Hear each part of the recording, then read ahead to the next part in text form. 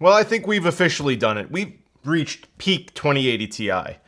Let's toss it on the bench and see what happens.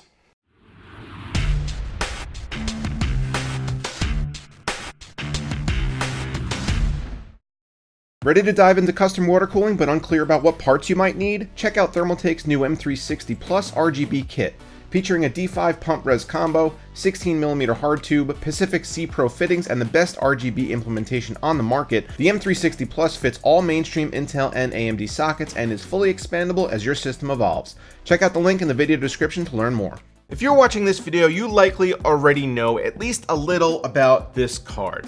This is the 2080 Ti for the Win 3 Ultra Gaming, the flagship product of EVGA's stacked RTX lineup, at least for now, and pending the announcement and release of a potential Kingpin card, which I've been told is coming soon. Never mind that though, because usually Kingpin editions carry a hefty price premium and are meant specifically for professional overclockers. For most of you out there, this is just about as good as it gets. Now please don't take my comment about the Kingpin cards carrying hefty price premiums as an indicator that this is in any way inexpensive. EVGA sells this card on their website for $1,350, and that's basically the only way you can get one right now. None of the large e-tailers are carrying them, and EVGA is only releasing them in tiny batches as they finish small production runs. They're generally only available for maybe 5 minutes at a time, after which they are completely sold out. And if you have your heart set on getting one, you better set up some email alerts and be ready with your credit card information the second that you get that notification. Otherwise, there's just no chance. I'm sure that this will change over time as the RTX lineup matures and the market becomes a little more saturated. However, for now, that's just the reality we live in, and the fact is that these cards are exceedingly rare. If you have one, I hope you're enjoying it because it's the best 2080 Ti I've tested so far. And to be honest, it's not remotely close. One of the reasons that I like this card so much is that it's basically unapologetically enormous.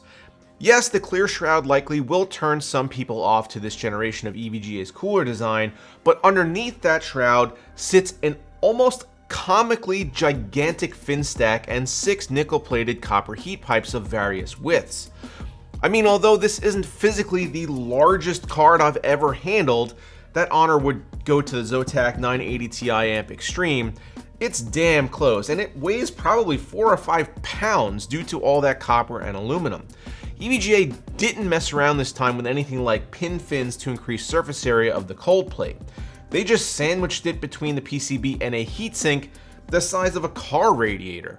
Not only that, but they left all sides of the fin array completely exposed to allow for the downfiring triple fan design to exhaust hot air away from the card in all directions. While I'm not a huge fan of the little E markings all over the fan blades that make them look like they have some sort of pox, the fans themselves sit slightly recessed relative to the surface of the shroud and are very efficient at cooling the GPU and memory modules. How efficient is this whole system? The Founders 2080 Ti sits around 33°C at idle and bumps up to the mid-70s when stressed. For an NVIDIA-produced design, this is perfectly acceptable and far better than past reference coolers. But it pales in comparison to what the For the Win card can do. At stock clock speeds, I was seeing idle temps of 30°C or so and sustained load temps only in the mid-50s. I'll discuss my overclocking settings shortly, but the thermal results here were even more impressive. With a more aggressive fan curve in place, the fully overclocked 2080 Ti For the Win was peaking at 58°C. Those are crazy town numbers. When we take a look at the noise chart, again, we can see wildly impressive stock configuration results. With the asynchronous fan mode enabled by EVGA's ICX sensors, only certain fans were spinning at certain times, and most of the time the card was just dead silent. When I applied our overclock, I allowed the fan curve to hit 100% if it needed to, but it never did.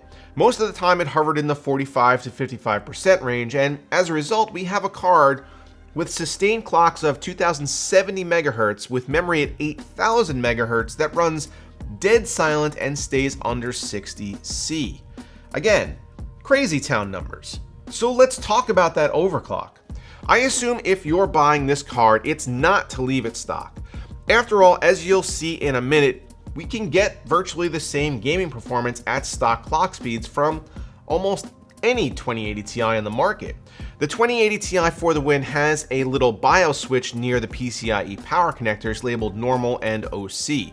Please be aware that this switch does almost nothing.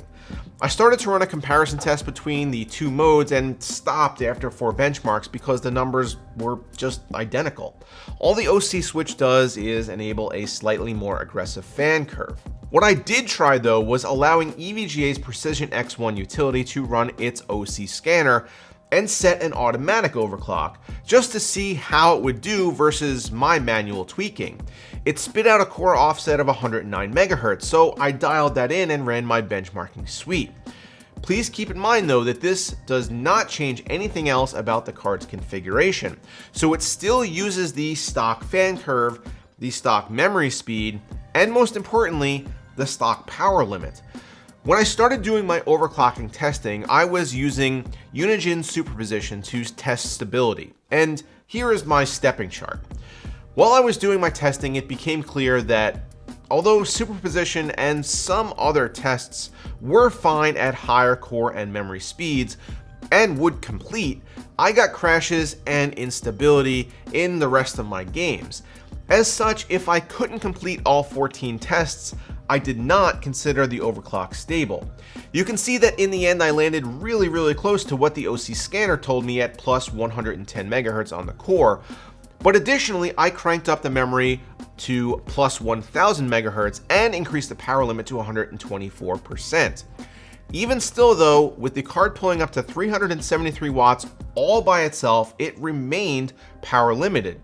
Clearly, given our operating temps, heat was not an issue, and I wish there was at least a little more power headroom here to really let the card stretch its legs. But enough talking, here are my test results comparing the 2080 Ti FE, the For the Win card at stock, with the auto OC, and with a manual OC. Enjoy!